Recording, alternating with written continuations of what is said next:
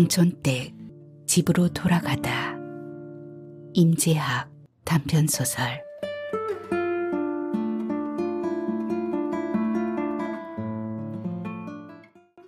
평촌댁을 병원으로 모셨다. 작년 가을 진료받았던 종합병원의 응급실이었다. 이미 예상되었던 일이었고 마음의 준비도 했었다. 그런데도 가족들이 받은 충격은 작지 않았다. 지난해 10월은 예년과 달리 차가운 바람이 일찍 불어왔다. 갑작스러운 추위에 평촌댁의 산발적인 기침은 호흡이 어려울 정도로 심해졌다. 계절이 바뀔 때면 빠지지 않는 감기가 조금 일찍 시작된 줄 알았다. 평촌댁이 몸이 좋지 않을 때마다 찾곤 하던 집 근처 내과에 들렀다. 예전과 같이 링거로 영양제나 한 팩 맞고 나면 거뜬하게 일어날 줄 알았다. 하지만 혹시나 해서 찍어본 흉부 엑스레이가 심상치 않았다. 일반인들도 알아볼 수 있을 정도의 심각한 폐암 징후가 뚜렷했다. 내과 의사는 정밀 진단을 위해 종합병원의 CT와 내시경 검사를 권했다. 종합병원에서의 여러 가지 의료 검사는 평촌댁의 육체적인 고통과 더불어 마음마저 지치게 했다. 기초적인 혈액검사 때부터 딱딱하게 굳어진 얼굴이 CT를 앞두고는 사색이 되어 있었다. 촬영 장비 위에 누워 대기하는 잠깐에도 연신 주변을 두리번거리며 불안한 기색을 감추지 못했다. 원통형의 설비 속으로 상반신이 들어갈 때는 비명을 질러대어 몇 번이나 주의를 받기도 했다. 촬영을 마쳤을 때는 제대로 서 있을 수조차 없을 정도로 다리를 후들거렸다. 마지막 검사를 마치고 늦은 점심으로 나온 죽그릇은 쳐다보지도 않았다. 공복 상태 유지를 위해 아침을 걸렀음에도 시장한 줄을 모를 정도로 기진맥진한 상태였다. 평촌댁의 폐는 절반 이상이 이미 기능을 상실하였고 암세포는 림프관을 타고 다른 장기로까지 번지고 있었다. 암세포의 확산 정도로 보아 당장의 수술은 어렵다고 했다.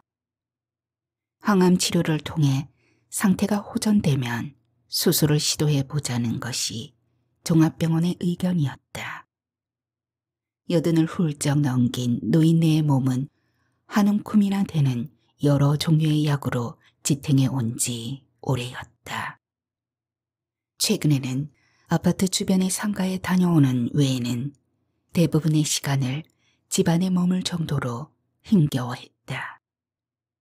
평촌댁이 병원에 가기를 극히 싫어한다는 것도 문제였다. 평소에도 병원을 외면하던 평촌댁이 종합병원을 다녀온 뒤로는 말도 끊이지 못하게 했다. 노인들이 병원에만 가면 다시는 볼 수 없다는 것을 주변에서 너무도 많이 보았기 때문이었다. 크든 작든 병의 치유는 본인의 의지에 많은 영향을 받는다고 한다. 육체적으로 고갈된 노인의 체력이 이미 한계에 도달했다는 것을 가족들 모두가 느끼고 있었다. 이런 상태로는 한창 때인 사람들도 견뎌내기 힘들다는 항암 치료의 효과를 기대하기는 어려웠다. 가슴을 여는 수술은 더 감당할 수 없을 것이 분명했다. 남은 시간을 고통 속에서 보내고 짧은 시간을 더 단축할 뿐이었다. 가족들이 한자리에 모였다. 조용히 보내드리는 것이 최선이라고 의견을 모았다. 예민한 성격이라서 사실을 알게 되면 병세를 악화시킬 수 있었다. 감기가 심해졌다고 둘러댔으나 본인도 사태의 심각성을 어느 정도 짐작하는 것 같았다. 소멸이라는 생명체 본연의 두려움에 맞설 수도 있지만 차라리 외면하는 것도 자연의 이치일 수 있었다. 병원에서는 주어진 시간이 6개월 정도라고 했다. 나이가 들면 신체 기능도 느려져 병의 진전도 지연될 수 있다는 위안이 그나마 작은 기대였다. 그의 겨울을 무사히 넘길 수 있을지조차 염려되었다.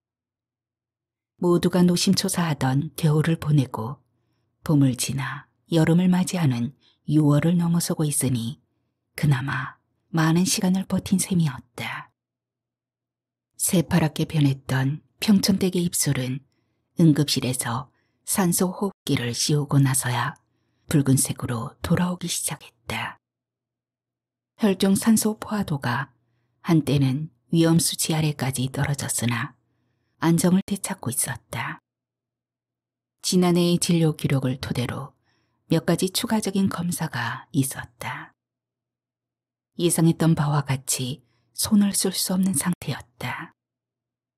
일반적으로 한 달 정도가 한계라는 것이 병원의 의견이었다. 아직 정신은 온전하지만 쇠약한 몸 상태를 감안하면 며칠이 될지 알 수 없었다. 폐암 말기에 극심한 고통을 생각하면 차라리 놓아버리는 것이 나을 수도 있겠지만 아직은 아니었다.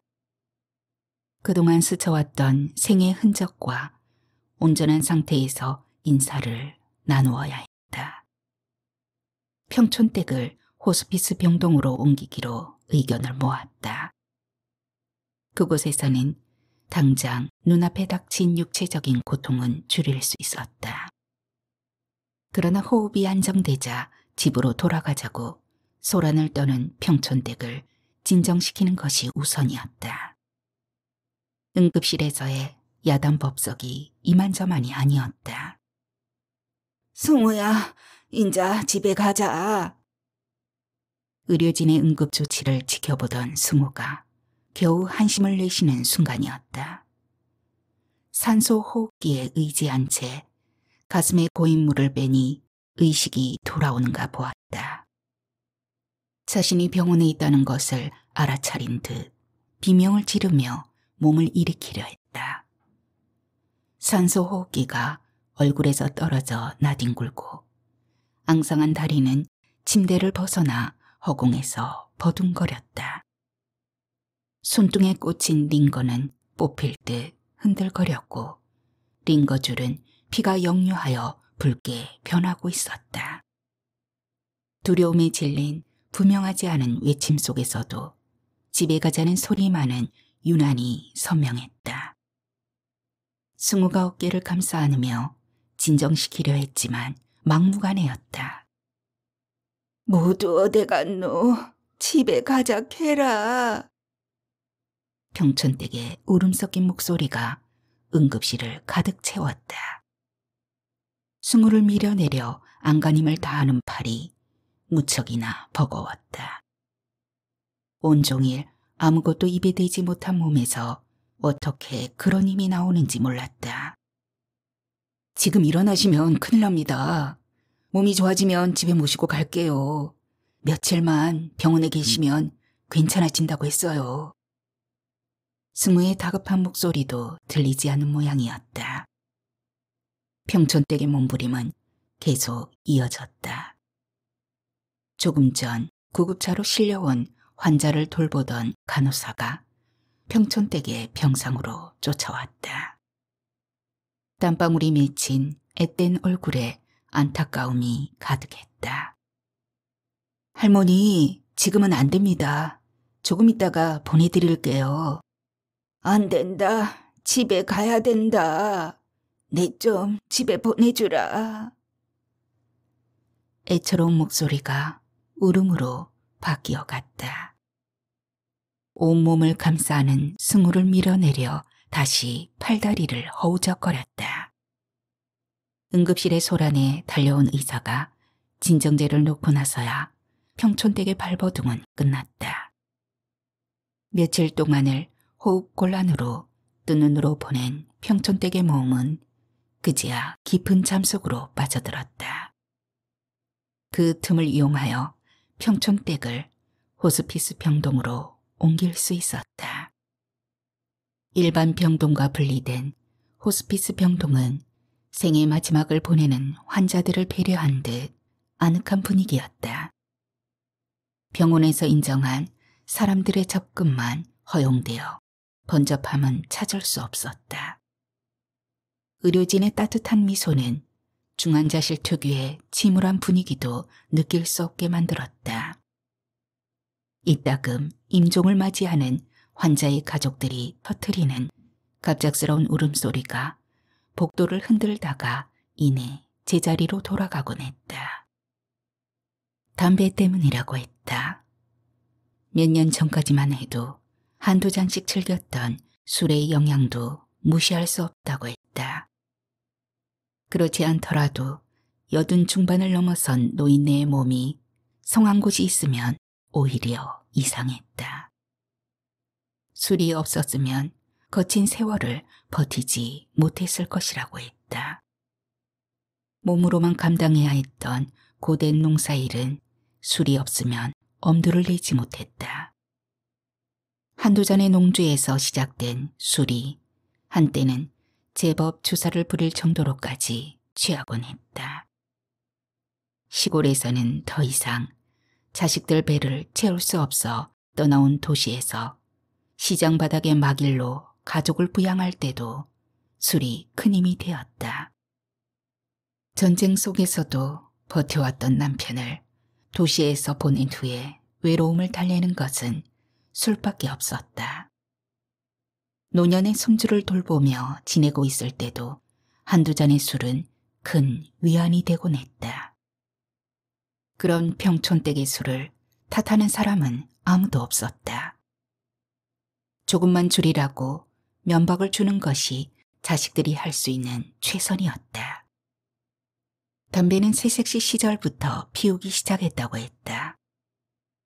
꽃다운 18의 나이에 시집이라고 왔었다. 모두가 궁핍하였던 시절에도 비교적 여유가 있었던 진정이었다. 평촌댁이라는 데코가 정해질 정도로 넓은 강변 들판 한가운데에 자리 잡은 집이었다. 가난한 산골 마을로 보낸 것은 시댁이 그나마 양반의 끄트머리라도 유지하고 있다는 이유 때문이었다. 시동생과 시누이가 손가락으로 세어야 했다. 시부모와 시할머니까지 살아계신 종손 집안의 맞이 자리였다. 시집 온 지 얼마 안 돼서 애들 증조할매가 세상을 버리셨지. 그때 풍습으로는 3년을 하루도 안 빠지고 조석을 올렸어. 그때마다 시조모가 좋아하시던 곰방대도 놓아드렸지.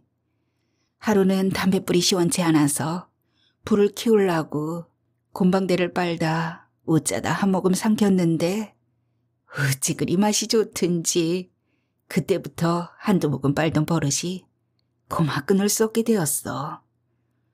요새처럼 담배가 좋기나 했나. 밭에서 따온 담배잎 말린 거를 그대로 태우니 톡하기는 얼마나 톡했다고. 새색시가 어떻게 담배를 배웠는지 주변에서 모두 궁금해했다. 그때마다 부끄러워하는 평촌댁의 얼굴은 언제나 그리움에 젖어 있었다.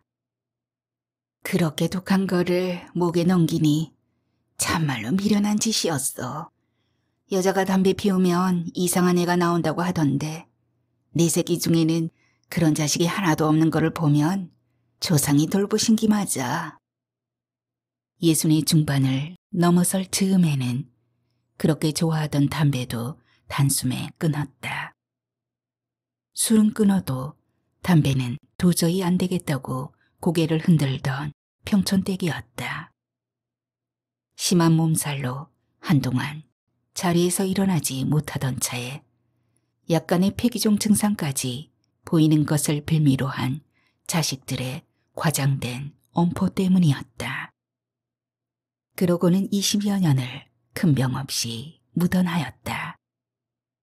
최근에는 한번 감기를 앓으면 회복되는 기간이 길어졌고 기침도 겨우내 계속되었으나 날씨가 풀리면 멈추었기에 노안으로 여기고 별다른 염려를 하지 않았다. 이태 전에는 거주하는 아파트 단지 내 노인정에 제주도 유채꽃 나들이도 다녀왔기에 아흔을 넘기기는 무난할 것이라 기대했었다. 그러나 평촌댁의 폐는 아무도 모르는 사이에 서서히 기능을 잃어가고 있었다. 암세포는 폐를 둘러싼 흉막 사이에 삼출액을 만들어 숨을 쉴 수 없게 하였고 갈비뼈로 전이되어 극심한 통증까지 유발하고 있었다. 가족들이 그 사실을 알았을 때는 이미 늦어 있었다. 말기 환자에게 투여하는 약물 때문인지 평촌댁은 며칠은 숙면을 이루는 듯 보였다. 깊은 잠 속에서도 얼굴을 덮은 산소호흡기가 답답한지 무의식적으로 걷어내곤 했다.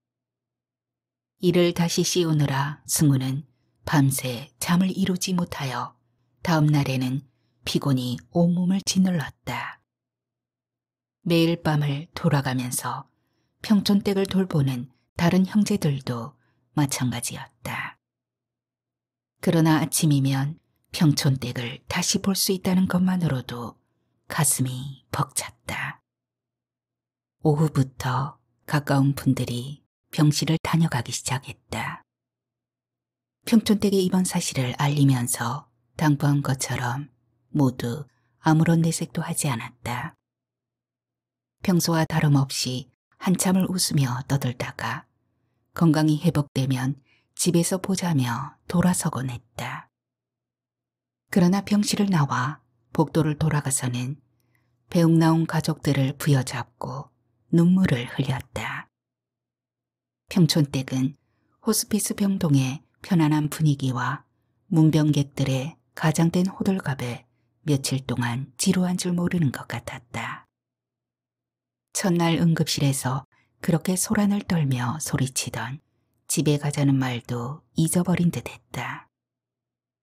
하루를 함께했던 가족들이 각자의 집으로 돌아가고 문병객 몇 분도 떠난 늦은 저녁 시간이었다.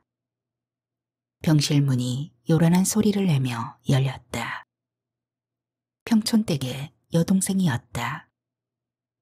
팔남매 중 평촌댁의 바로 손아래 동생으로 2살 터울이었다. 유년기 시절을 같이 붙어 다녀 다른 형제들보다 도타운 정을 지녔었다.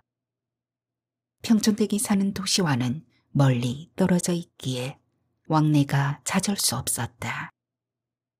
어쩌다 한번 다녀가면 걸쭉한 입담으로 온 집안에 흥을 돋우곤 했다.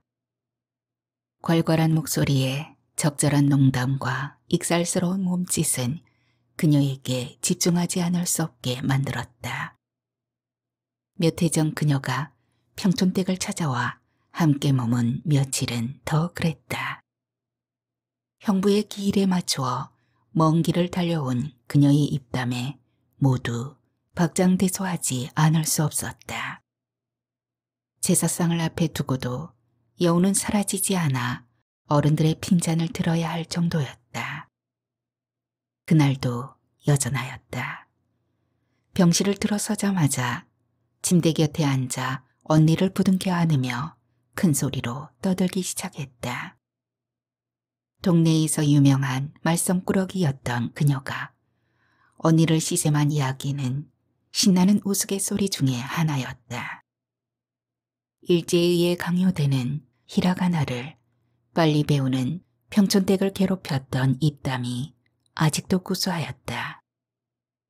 승우가 어릴 때부터 많이 들은 이야기지만 한 번도 지루한 적이 없었다. 평촌댁도 예전처럼 눈을 흘기며 웃음을 감추지 못했다. 호스피스 병동에 어울리지 않는 요란한 웃음소리가 병실 밖으로 번져나갔다. 깜짝 놀란 간호사가 병실 문을 열어보고는 빙긋 웃으며 돌아섰다. 자신이 언니 같은 머리만 있었으면 크게 성공하였을 것이라고 조카를 볼 때마다 떠벌렸다. 그것이 평촌댁을 지켜 세우는 말이라는 것을 모르는 사람은 없었다. 그녀가 지나온 삶은 평촌댁보다 더 험난하였다. 부모가 정해준 남자와 혼인하여 3명의 자식을 낳고 살 때까지는 무던한 시간이었다. 남편이 갑작스러운 사고로 떠나자 아직 30대 초반에 불과한 그녀는 생계를 책임지지 않을 수 없었다. 자식들을 위해 할 수 있는 모든 일을 해야 했다. 소도시의 장터 모서리에 대포집을 열었다. 인근을 흐르는 강의 물길 공사를 하던 공사판 인부들에게 국밥과 술을 팔았다. 얼마 후 현장 감독과 살림을 차렸고 공사가 계속되는 몇 년 동안 아들까지 하나 보았다. 공사가 끝나자 현장 감독은 아무런 주저 없이 그녀를 떠나갔고 감독의 본처가 당연하다는 듯이 아들을 데려가도 아무 말도 할 수 없었다.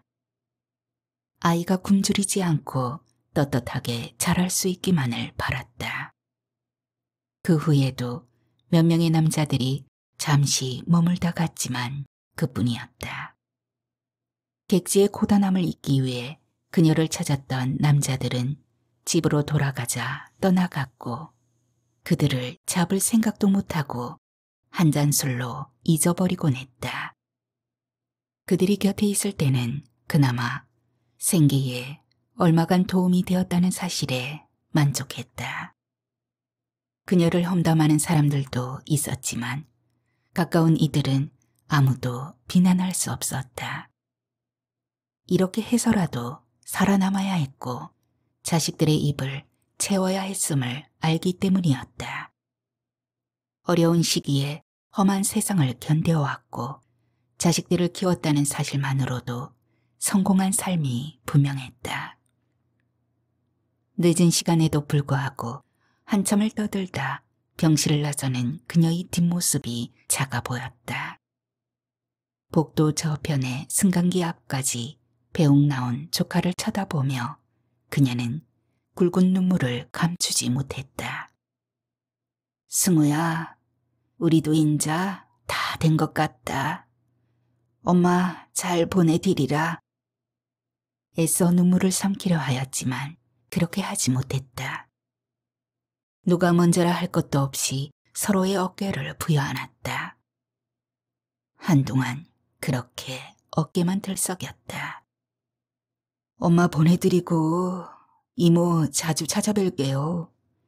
오래 건강하셔야 합니다. 그렇게 말했지만 그녀의 주름진 얼굴과 굽은 허리는 많은 시간을 허락할 것 같지 않아 보였다.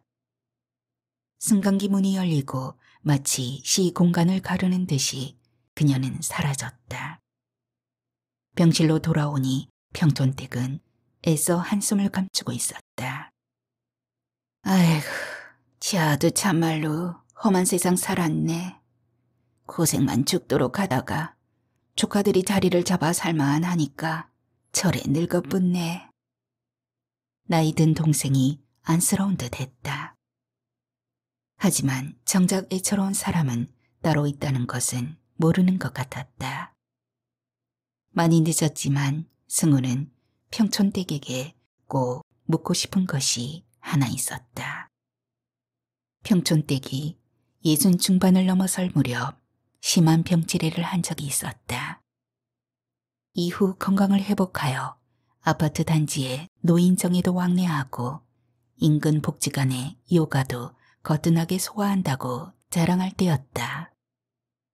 맞이인 진우의 집에서 손주들을 돌보는 평촌댁을 찾아뵈니 얼굴이 불그스레 상기된 채 혼자 소주잔을 기울이고 있었다. 얼마 전 심하게 앓았던 생각에 빈전부터 하는 승우에게 평촌댁은 부끄러운 듯 말했다. 노인정의 영감 하나가 날 좋다고 자꾸 따라댕기네. 인물도 번듯하고 옷도 잘 입고 댕기는 노인네야. 혼자 된 후에도 많은 세월이 흘렀다. 남편이 가기 전에도 병으로 고생하여 부부간에 애틋한 정을 나눈 지는 오래였다. 평촌댁은 손주들의 할머니였지 한 사람의 여자는 아니었다. 그러고 보니 머리 모양도 변해 있었고 여트나마 얼굴에 화장기도 보이는 것이 평소와 달랐다. 그 영감님이 좋다고 따라다니면 같이 살면 되잖아요. 무심결에 나온 말이었다. 평촌댁이 다른 남자를 마음에 두고 있다고는 짐작조차 못했다. 그래도 되겠나? 그러면서 승우를 돌아보며 진지한 얼굴로 말했다. 그라마 저승에서 너가 아버지 얼굴을 어째 보노? 옛날 어른들 말씀에 여필 정부라 했는데. 그런 말이 어디 있어요. 그렇게 애를 먹인 아버지를 저승에서 또 본다고요? 나 같으면 보란 듯이 다른 사람을 만나겠어요. 승우의 진심인지도 몰랐다. 평촌댁은 살아생전 남편 덕은 눈꼽만치도 못 보았다고 넋두리하곤 했다.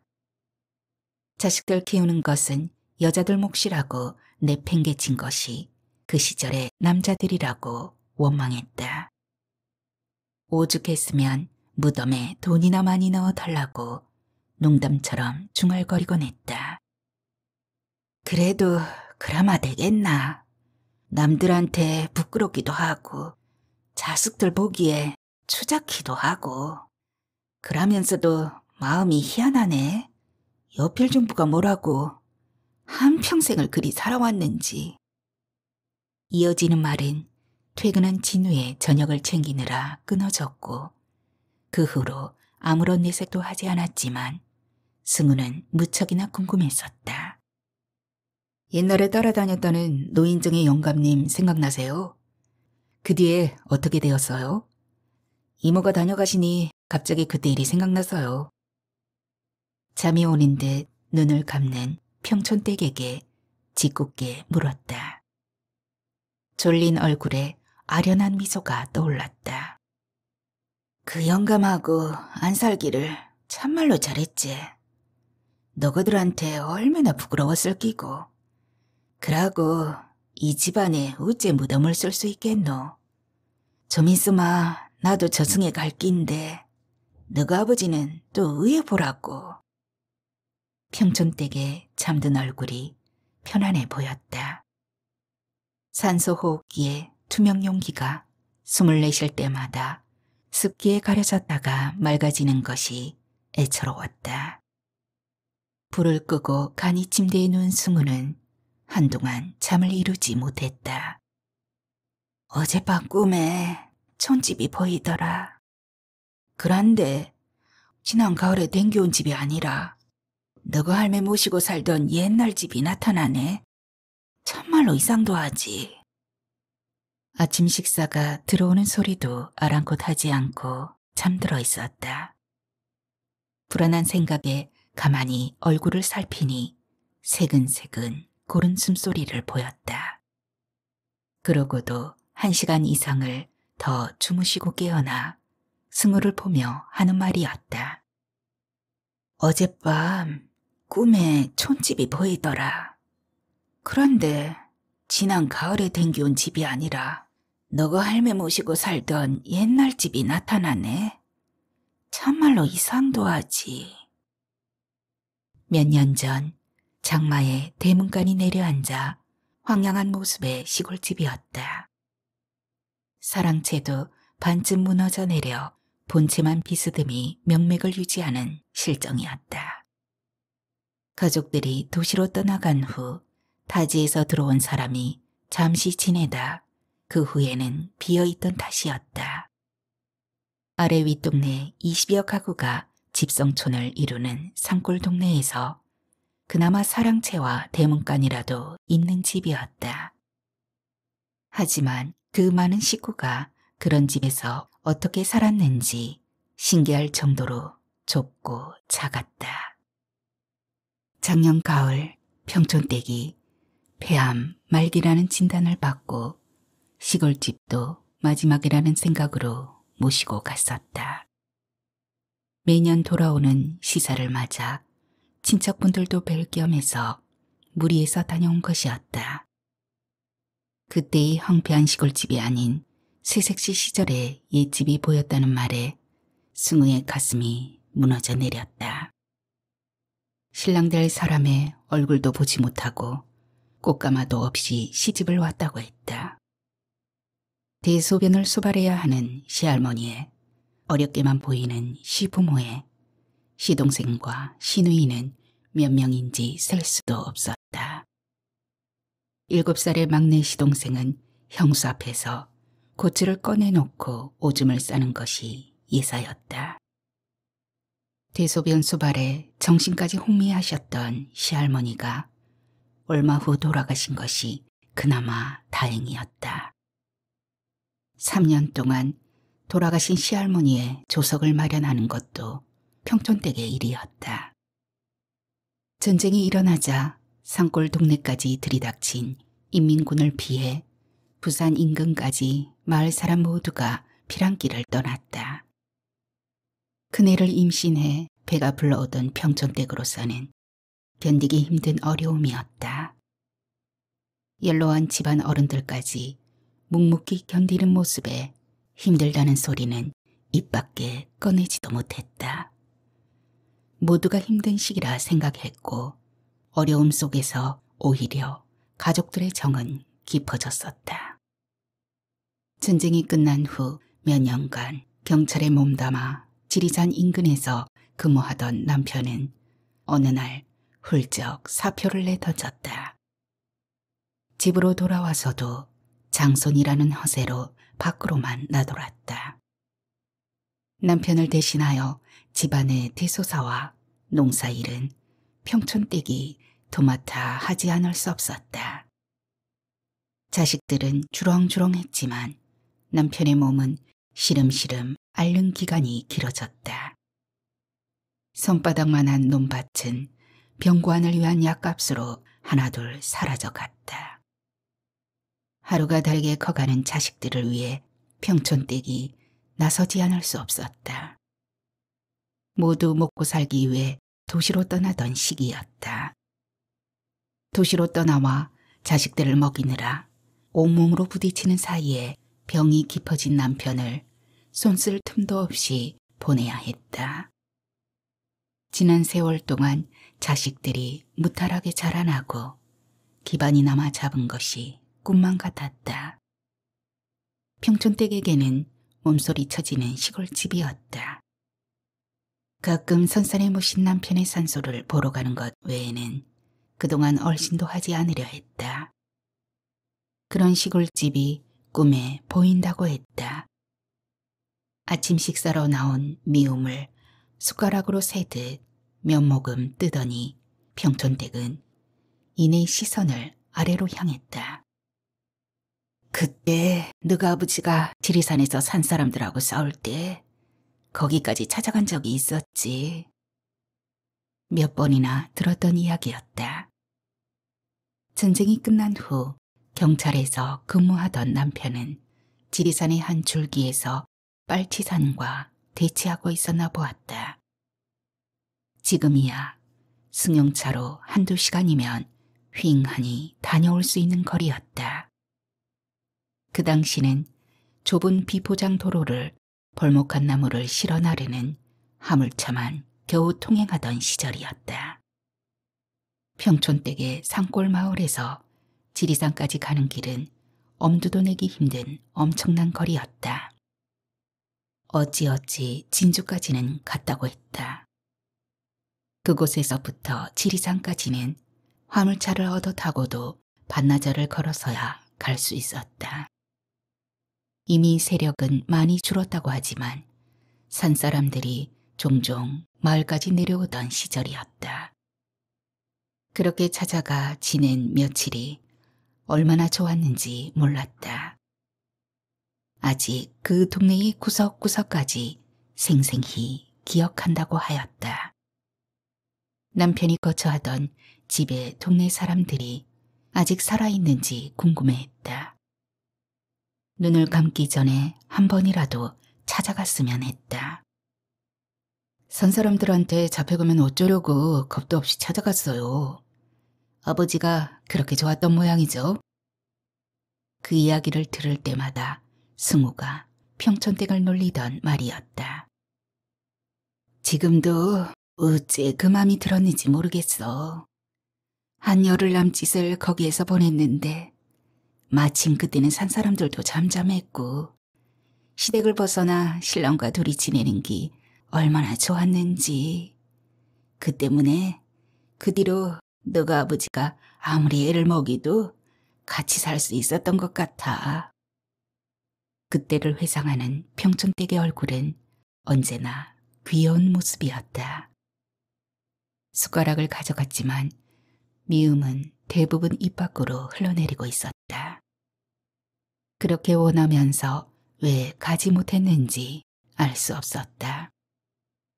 며칠만이라도 건강한 시간이 주어진다면 먼저 찾아가야 할 곳이지만 기회가 주어지지 않을 것은 분명했다.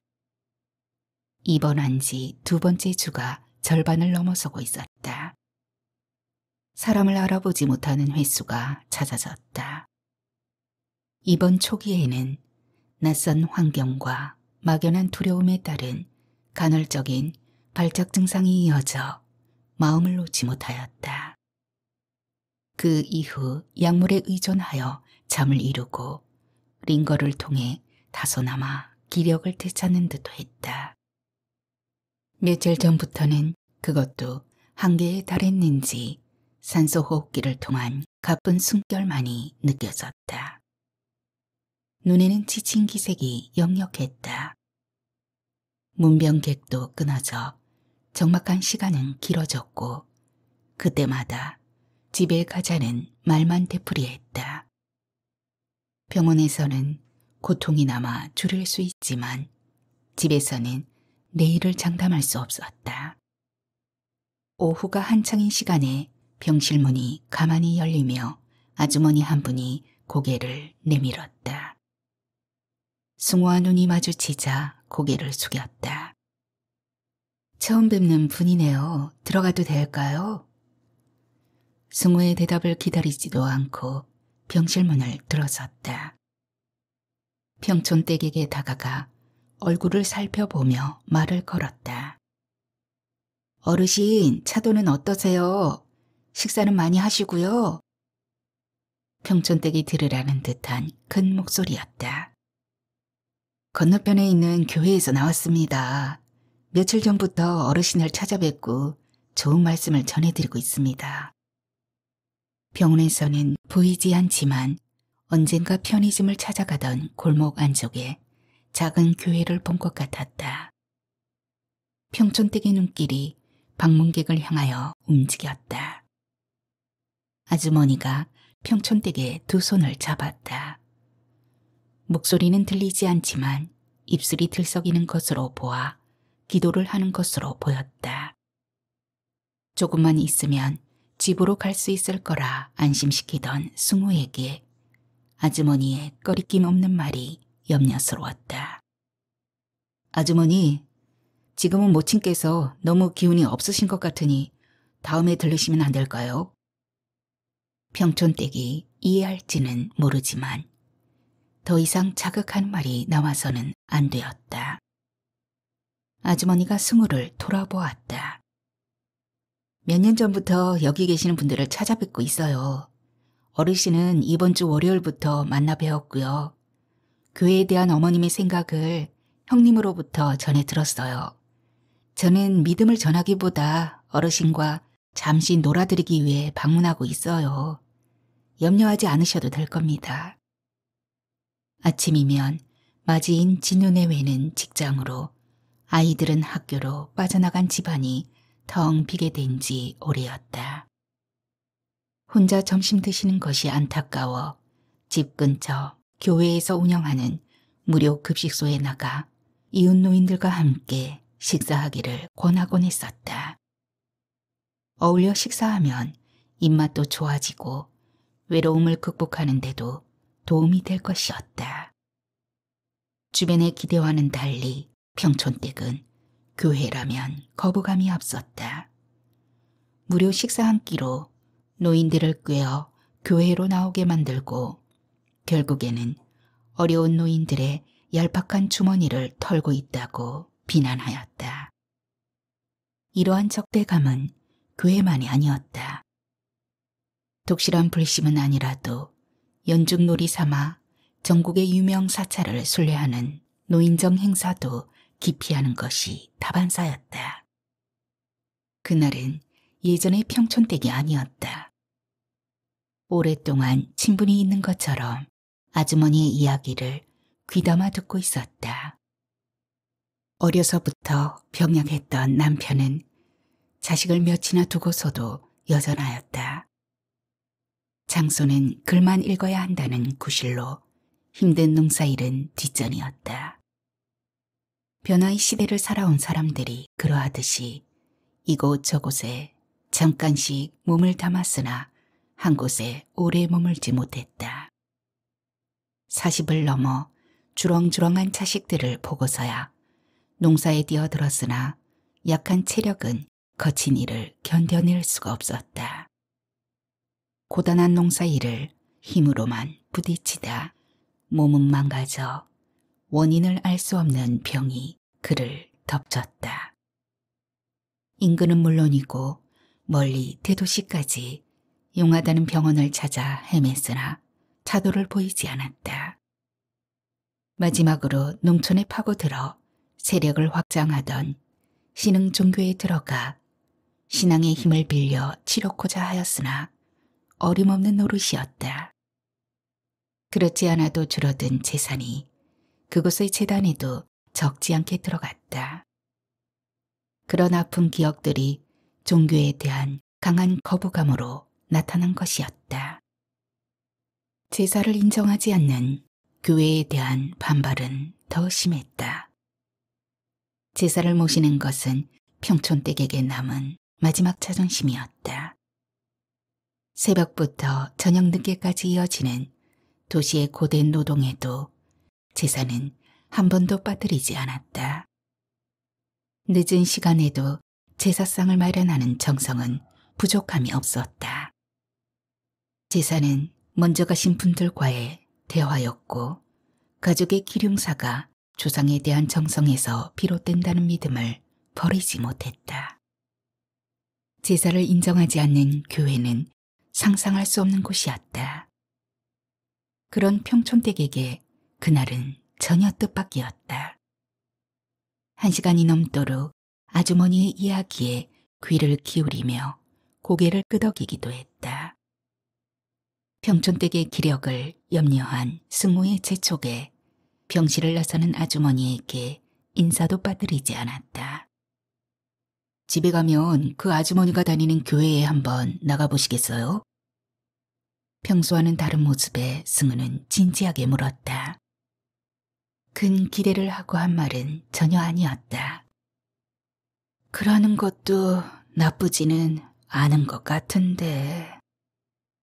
한참을 망설이다 한숨을 내쉬면서 말했다. 평촌댁의 눈가가 잠시 떨리더니 이내 평정을 되찾았다. 내는 안 되겠다.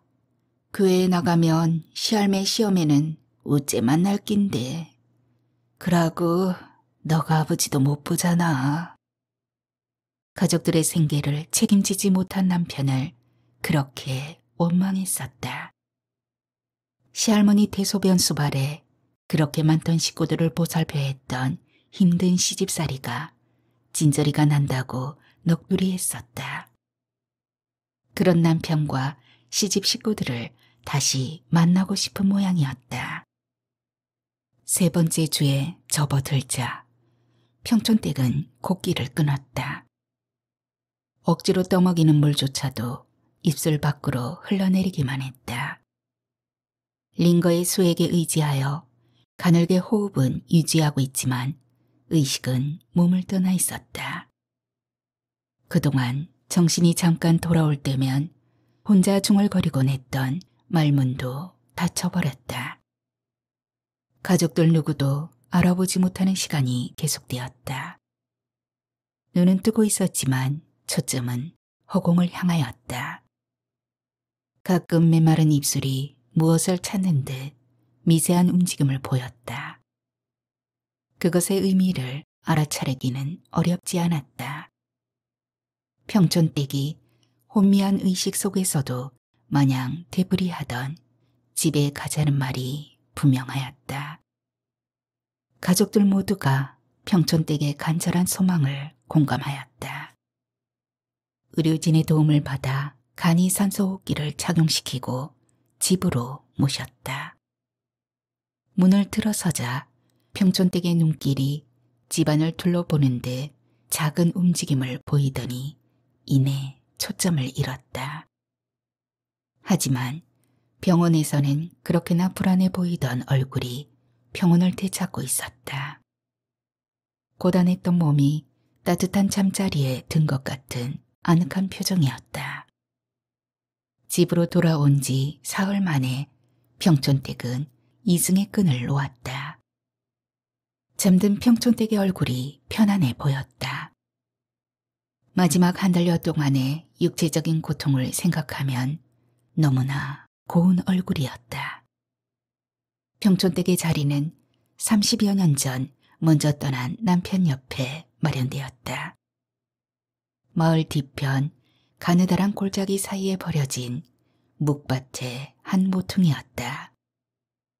시부모와 선대 어른들을 모신 선산의 가장자리에 봄이면 유난히 참꽃이 붉게 피던 곳이었다. 산소를 덮은 잔디가 뿌리를 내리려면 시간이 더 필요할 것으로 보였다. 그 위의 산 중턱에는 예전 한창 커가는 평촌댁의 아이들이 집에서 기르는 소를 풀어놓고 뛰어놀던 황소 바위가 있었다. 상층부의 소몰이 형상과는 달리 하단부는 주변의 평평한 초지와 맞물려 동네 아이들의 놀이터가 되던 바위였다. 소가 신나게 배를 채울 동안 아이들은 고구마를 구워 먹거나 개울에서 주워온 조약돌로 공기놀이를 즐겼다. 혈기왕성한 머슴애들은 바위의 등에 올라타 꺾어온 나뭇가지를 장거민 양 휘두르기도 했다. 놀이에 지친 아이들이 바위 등에 올라 장애간 어른들이 언제 돌아오는지 목을 뽑고 바라보던 곳이기도 했다. 산소 옆으로는 무성한 풀에 덮여 윤곽도 알아보기 힘든 묵밭이 소나무 가지에 가려져 있었다.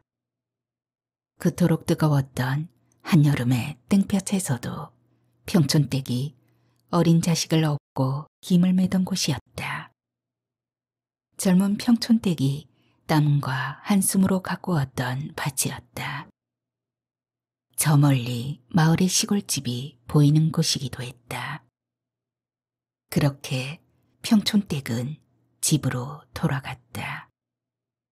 그토록 가기를 원했던 집이 노년을 보냈던 큰아들의 집이었는지 18의 시집와 부대꼈던 시골집이었는지 남편과 시집 어른들이 먼저 가 있는 저편 너머의 집인지는 알 수 없지만 평촌댁이 집으로 돌아간 것만은 분명하다.